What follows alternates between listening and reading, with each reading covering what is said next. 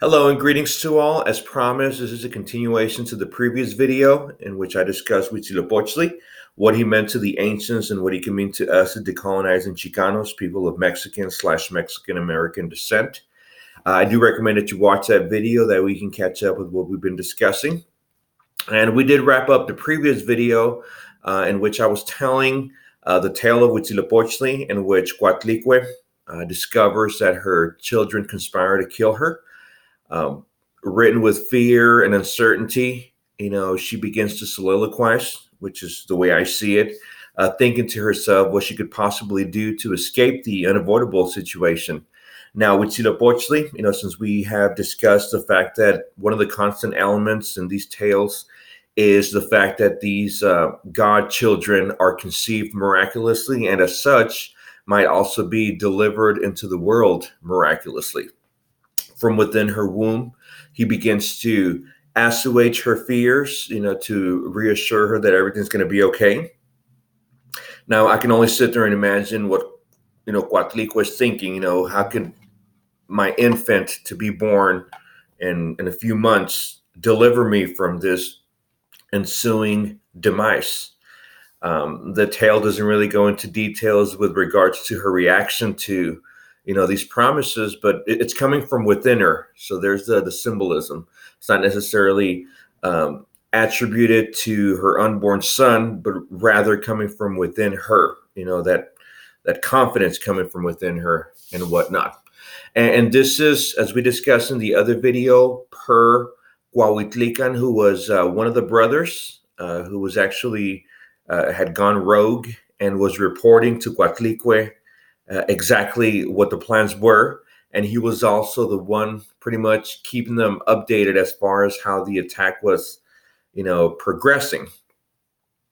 Well, the day of the attack is upon her, and Coatlicue is rendered pretty much defenseless before her 400 children. Now, for any of you just venturing into this video, we did give more information in the previous video regarding how this is all figurative talk. Not one woman can have 400 children. I don't know of any, and if you do, please leave a comment because I really want to know.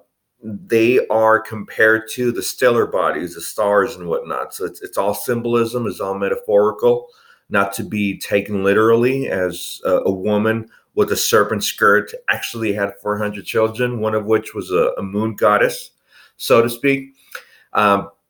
So they begin to surround her, and they're ready for battle when we're actually just destroying their mother. Now she is an earthen deity, earth goddess in her own right. So I'm pretty sure that she can hold her own. But this is 400 children headed by the eldest, which is Coyolxauhqui. That is the name of her eldest daughter, which we said in the other video is a lunar goddess. She exemplifies the moon. Whereas Huitzilopochtli, who is to come, is representative of the sun. And the Mexicas did have different deities, personifications, which is what we're going to refer to, not gods in the tradition of the old world, but personifications of the sun. Huitzilopochtli is one of them.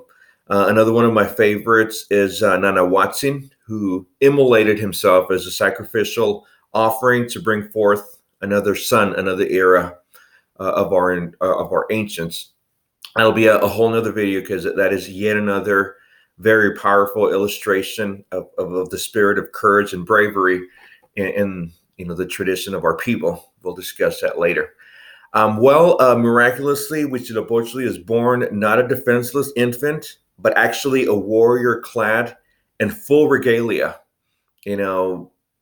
Hop onto Google and type in Huitzilopochtli, you're going to see these awe-inspiring, awesome regalias, the hummingbird headdress that I drew and showed you guys in the previous video, a stoic face, musculature, a warrior. He appears before anybody, even the bravest of soldiers, looking like he does, and he'll intimidate just anybody.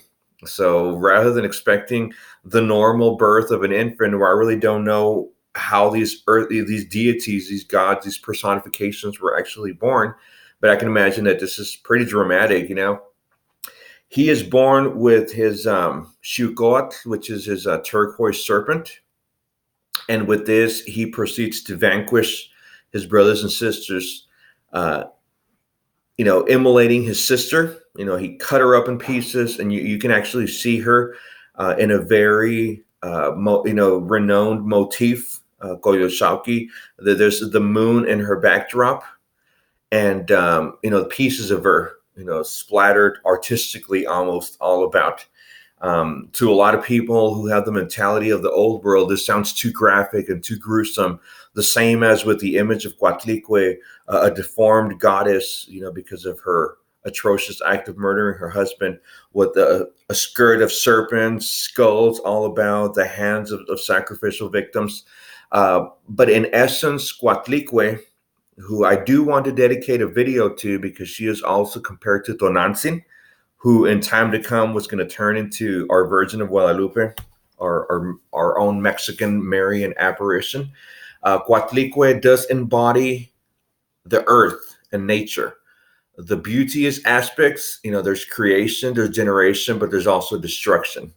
And regardless of what occasioned these fires in Australia, my prayers and my condolences for all the animals lost are with them. However, this is the not so beauteous and the more destructive forces of nature, where regardless of whether somebody initiated the fire, which is honestly the conspiracy that I'm siding toward, fire is a naturally occurrent element, which is provoked nevertheless, but it is one of the four elements.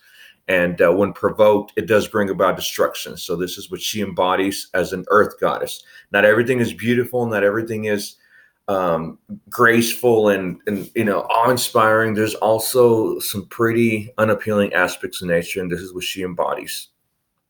So we're going to make a quick pause in the video right now, since, like I said, I don't want to bombard you with so much information, but just to recapitulate, Huitzilopochtli is born not as an infant, not as a defenseless child, but as a full-fledged warrior, and as such, he vanquishes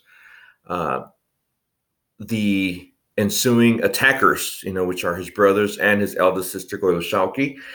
We are going to discuss more or less the more scientific rationale behind this, myth, to not render it as heatless, mythology and whatnot. So stay tuned for the following video. For now, I'll leave you my blessings and my farewells.